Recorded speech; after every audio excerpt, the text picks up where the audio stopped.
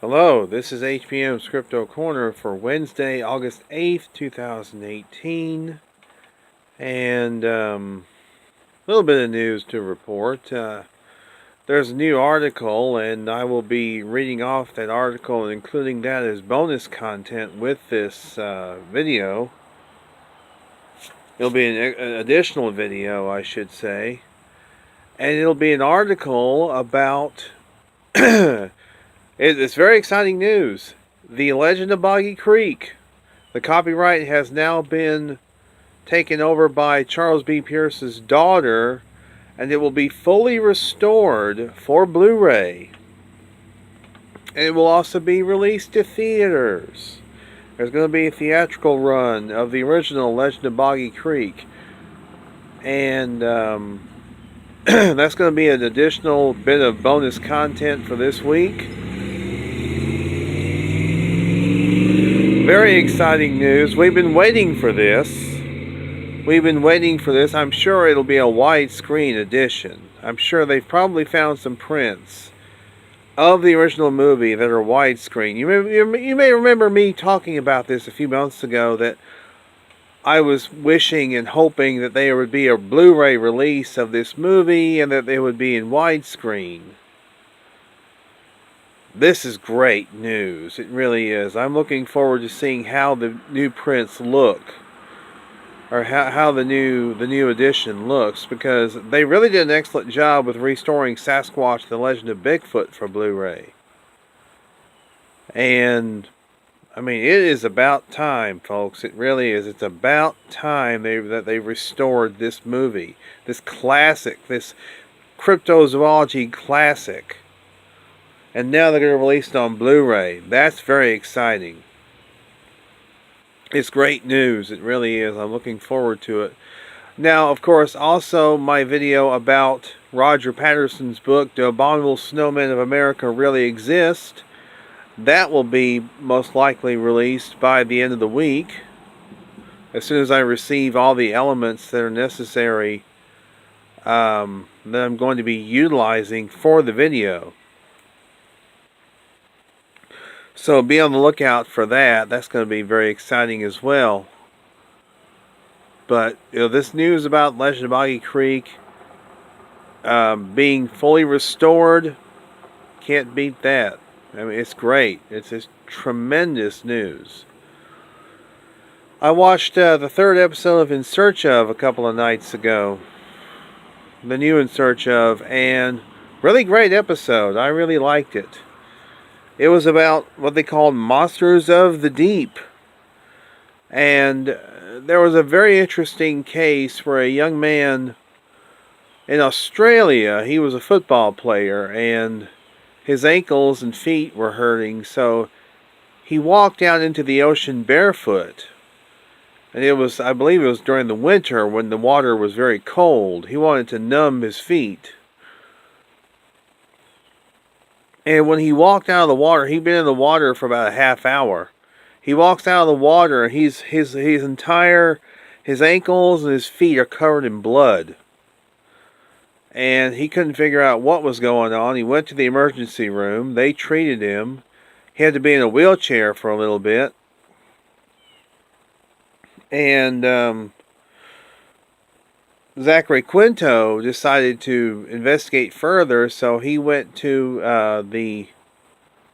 it was a Oceanography Institute in Australia, and it turns out that there's these sand fleas, or these water fleas that live underwater. And these things, they have small little barbs on their legs, and this young man had pinpricks in his legs. And apparently these creatures, they can eat away at flesh. And there may be some correlation with the full moon. The young man is not sure if it was a full moon that night when he was out in the ocean, but there may be a correlation between these creatures appearing and the full moon.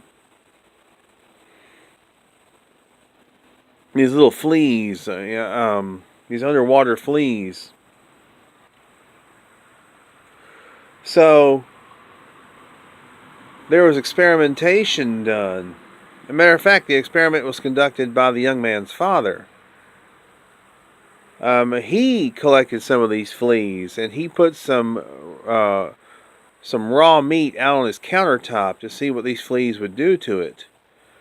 And one thing that they will do, they will cling to their prey.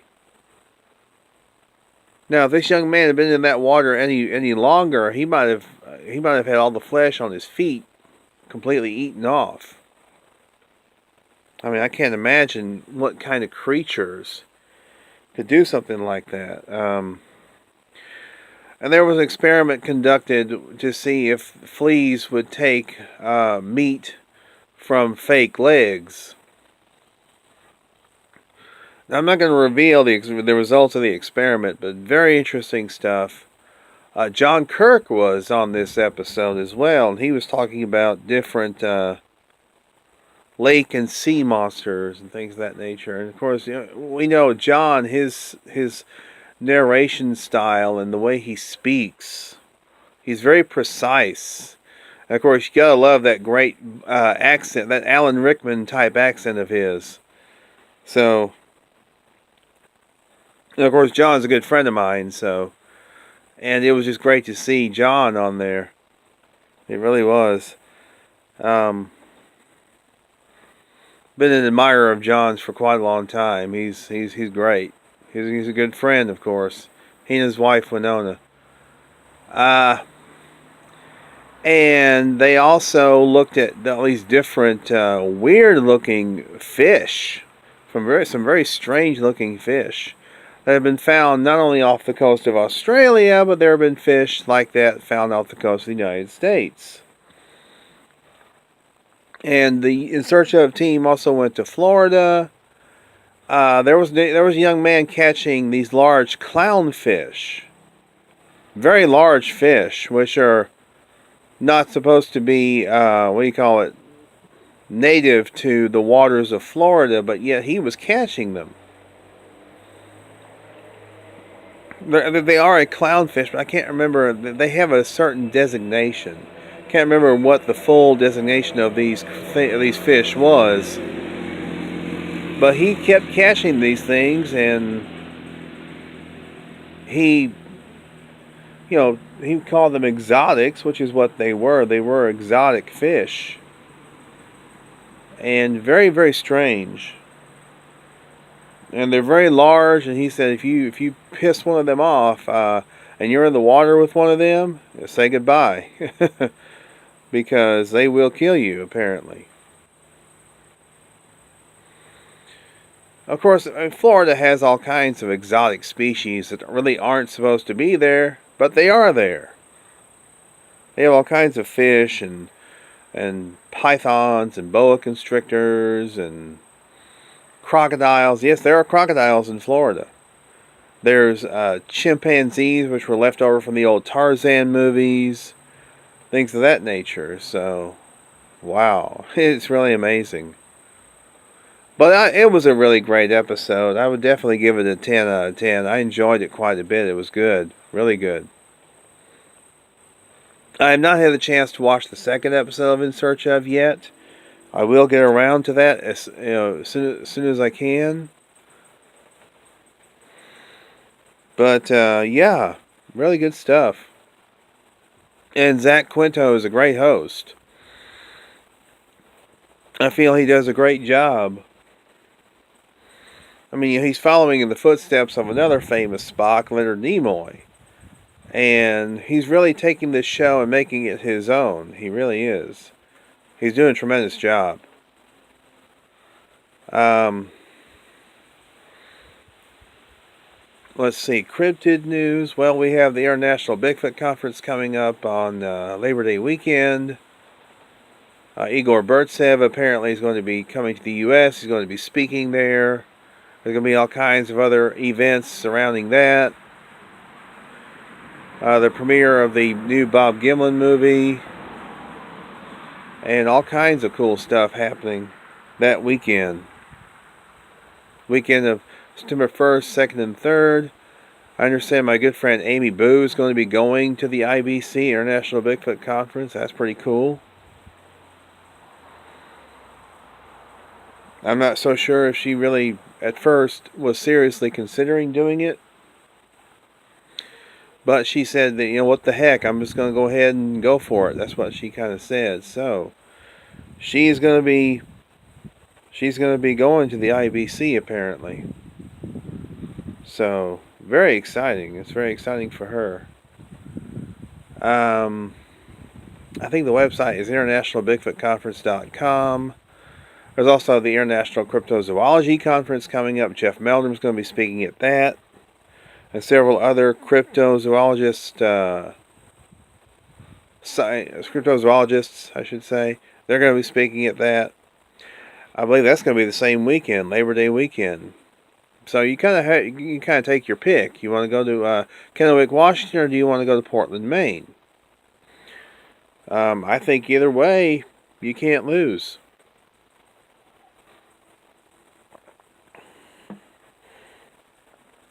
Now, I want to do a bit of a follow-up on that Bigfoot erotica story that I talked about last week. It's quite bizarre, as we all know, but I did get a few things wrong, and I want to correct those things. This individual, Denver Riggleman, said that he did not actually draw those photos or those pictures himself. I got that wrong, and I apologize. He said that he was writing a book about Bigfoot, but it was about their lifestyles as relates to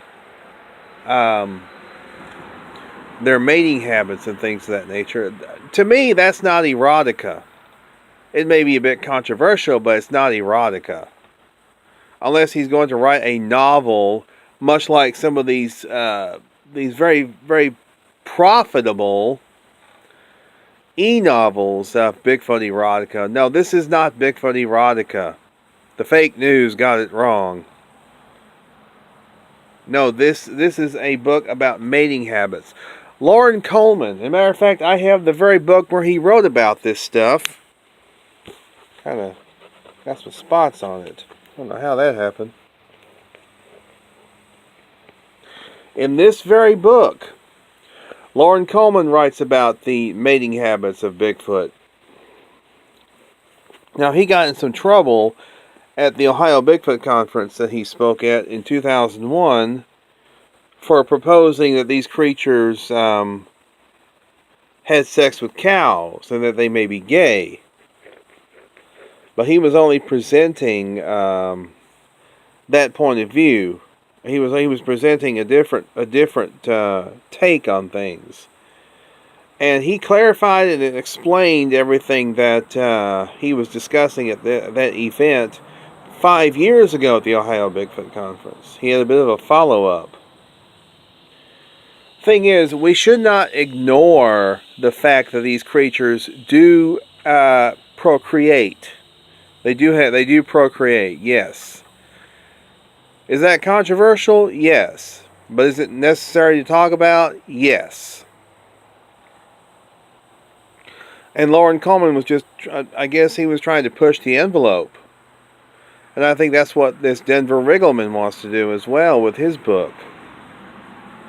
It's only his Democratic opponent who is saying that he was interested in Bigfoot erotica. And no, that's not true at all. That's not true.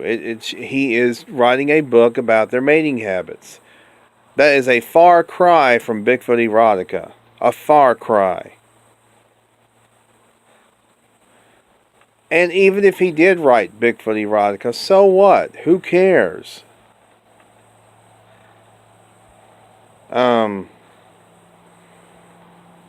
If you listen, there are people who write Bigfoot erotica and they're perfectly normal.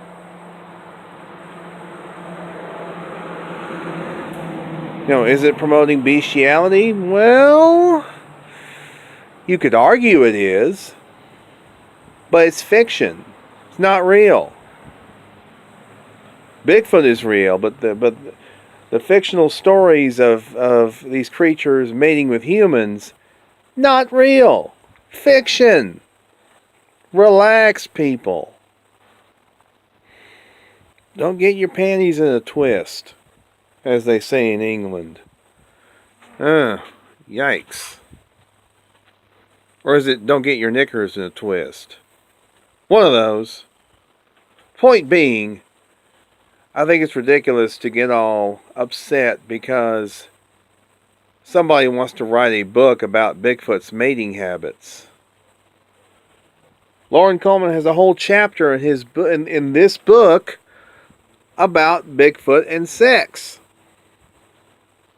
I don't find that controversial. I find nothing wrong with it, to be quite honest, because it's something that has to be discussed. If we're going to discuss other aspects of these creatures, footprints and strange vocalizations and hair samples and all that, then we shouldn't leave out the stuff about their mating habits. I think that's what Denver Riggleman wants to write about.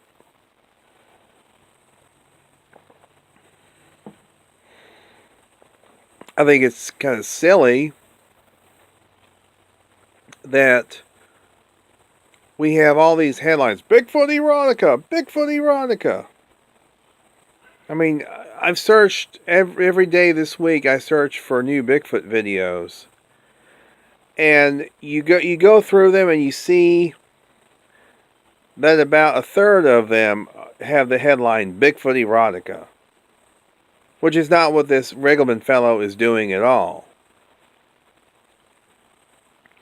That's not what he's writing.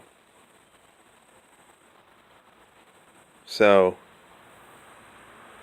but anyway, that's just a bit of clarification on what I reported on last week. Now, the stuff where Christians said that Bigfoot was the devil, that was not fake news. They actually said it. They actually said it, so that was not false. That was real.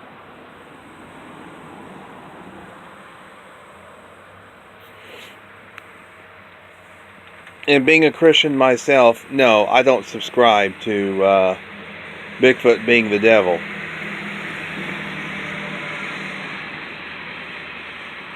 I don't think they're demonic. I don't think they're devils. I don't think that they're from hell or anything like that. I think we're talking about a primate species. And personally, I think it's ridiculous to say that that's what they are. I think they are a primate. What type of primate, I don't know. But I don't think we're dealing with demonic manifestations.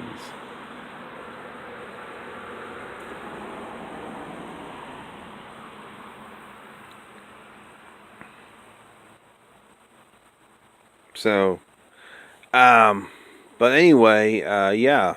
So some very cool stuff going on in the crypto world. Still have not seen anything about Legend Meets Science 2, the Kickstarter for that. If I do find out something, yes, you guys will be the first to know. I'll make sure I link it in the description below. That will be very exciting as well. And I'm not sure if there's going to be a Bigfoot episode on the new In Search Of. It would be cool if there was. I mean, just think about who they could go and talk to. They could talk to Jeff Meldrum. They could talk to maybe Bill Munns. But Bill has not given any indication that he was ever on the new In Search Of, so. But let's see who else. I mean, they could talk to all kinds of individuals on the new In Search Of. Now, the 2002 In Search Of had they talked to Jeff Meldrum. They talked to Matthew Johnson, who at the time had a legitimate sighting, supposedly. They also talked to Thomas Steenberg, the late Paul Freeman. That was the very short-lived revival of In Search Of, which was hosted by Mitch Pileggi. Yes, Agent Skinner on the X-Files. Yes. But it would be cool to see a new episode, a new Bigfoot episode with, Meldrum and all these, the other, some of these others, and try and pick more credible people. And it would be cool to see them attempt an experiment of the Patterson-Gimlin film. Like put a guy in a suit, take him to put him in similar conditions to Bluff Creek, and see what he can do. So, and Matt Moneymaker is continuing on with his new show, Native Giants. I don't know if it's going to be on a network, or if it's going to be on Netflix, or if it's going to be a web-only exclusive. I don't know what that's going to be. But, I mean, they are going to focus on Bigfoot, but they're also going to focus on other strange, legendary creatures in Native American legend.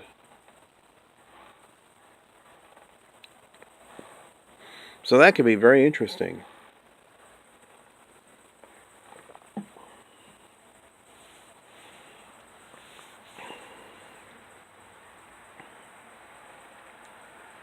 But,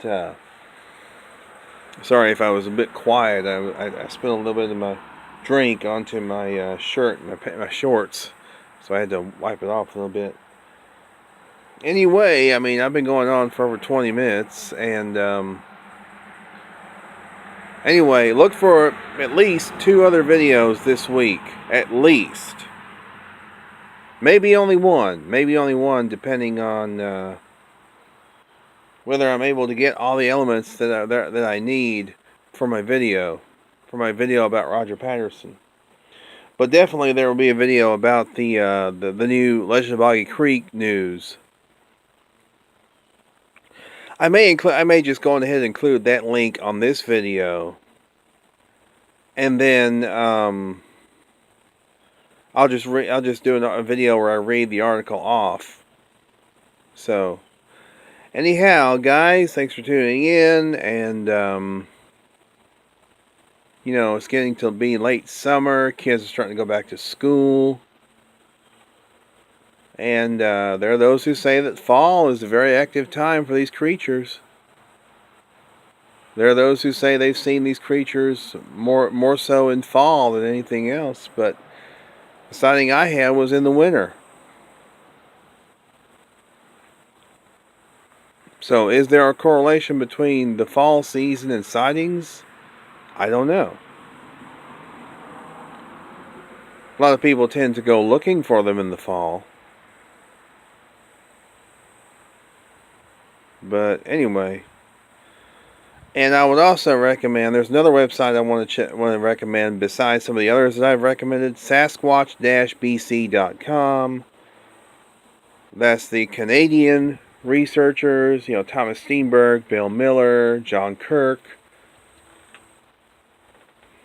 The BCSCC, that's the British Columbia Scientific Cryptozoology Club. Individuals like that, and there are several profiles of prominent Canadian Sasquatch researchers and authors on that site. So, great stuff, guys. Yeah. And their forums are great, too, by the way. I'm a member of their forum, the Sasquatch BC forum. And, yeah, it's tremendous. So, anyway, guys, I'm going to shut this party down. It's been going on for almost 25 minutes. So, you guys will most likely see 1 or 2 extra videos this week.